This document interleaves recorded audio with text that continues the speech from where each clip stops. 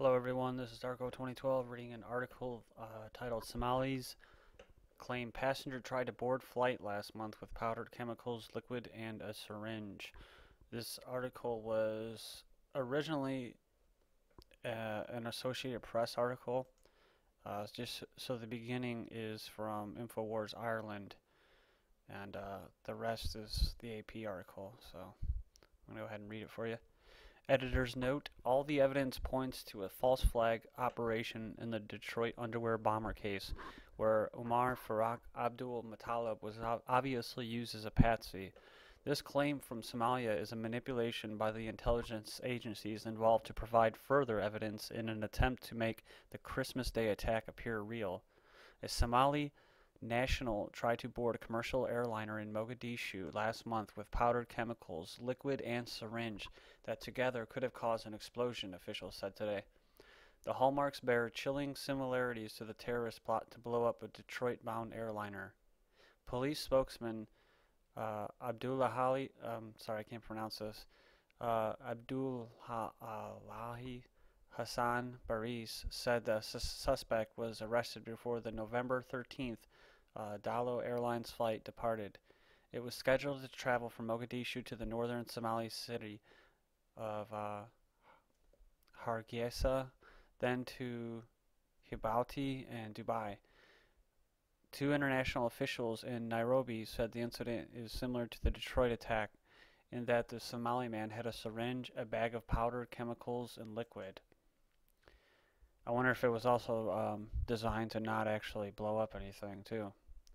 U.S. officials are aware of the incident and hastening to investigate any possible links with the Detroit attack. The Somali man, whose name has not yet been released, was arrested by African Union peacekeeping troops.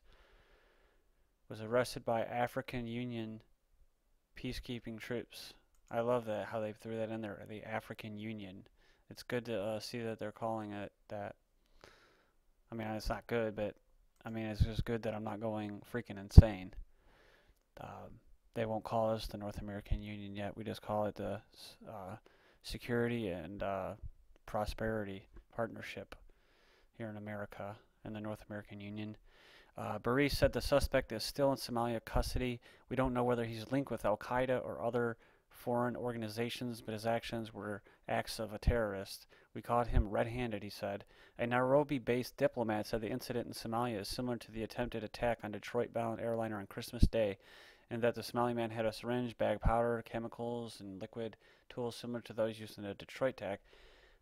These names I'm having a hard time with, guys, so just bear with me. Beret Bahako, the spokesman for the African Union military force in Mogadishu, said the chemicals from the Somali suspect could have caused an explosion that would have caused air decompression inside the plane. However, Bahoko said that he does not believe an explosion would have brought the plane down. So he even says that.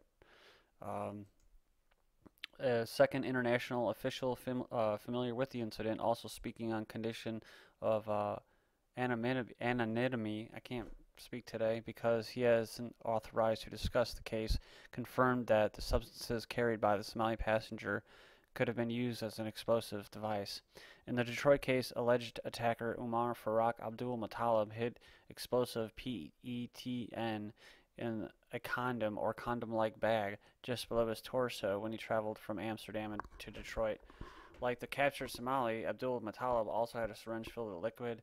The substance seized from the Somali passenger are being tested. The November incident garnered little attention before the December 25th attack aboard a flight on final approach to Detroit. U.S. officials have now learned of the Somali case and are hastening to investigate any possible links between it and the Detroit attack, though no officials would speak on the record about the probe. U.S. investigators said Abdulmutallab told them he received training instructions from Al-Qaeda operatives in Yemen, which lies in the Gulf of Aden from Somalia.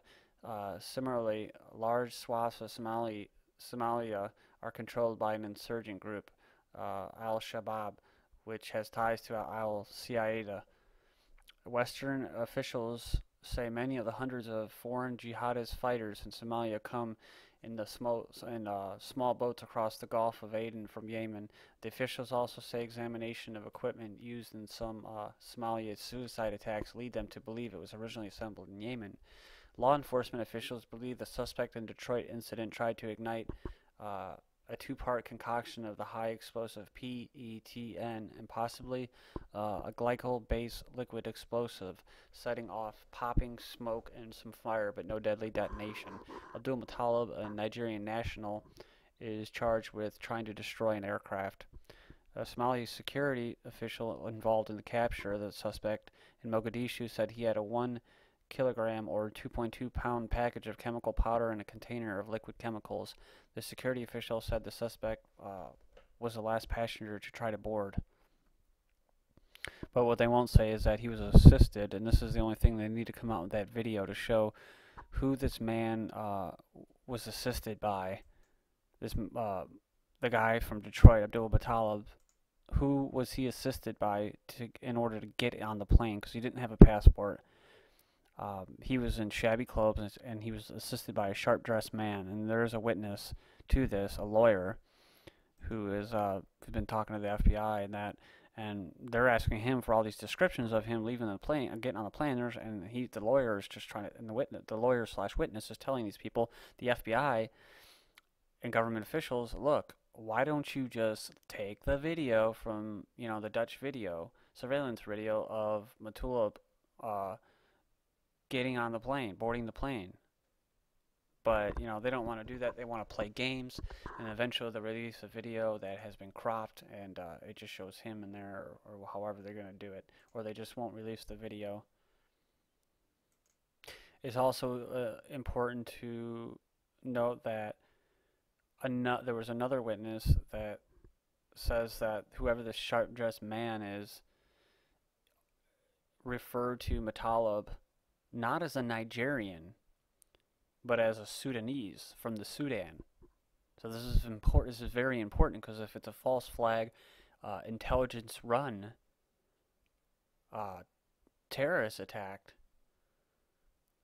then it would be the perfect false flag terrorist attack because they would be taking someone from another country that wasn't from the Sudan, and then after the fact, they'll say, "Oh yeah, he said he was from the Sudan. It was the Sudanese," and it's just more of a reason to go into Africa. And like I said in my previous video, Webster Tarpley, who's awesome on geopolitics, predicted that the U.S., British, Israeli empire would forge their way into the African Union with Obama as their go-to guy, right, to get in there, to allow the Africans who love Obama to allow the U.S., who they don't really like, but, with Obama as the head of the U.S., the puppet, it gives them a nice fresh face to go into Africa. So we should definitely be looking for more false flag terrorist attacks.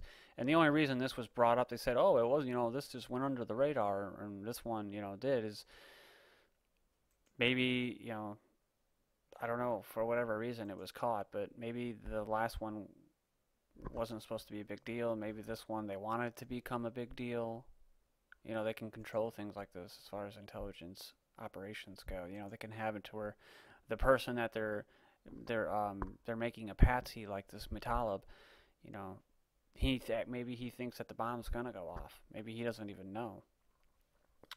But the bomb was never really supposed to go off. It was just supposed to be a small kind of isolated incident where they can ramp up security measures and that.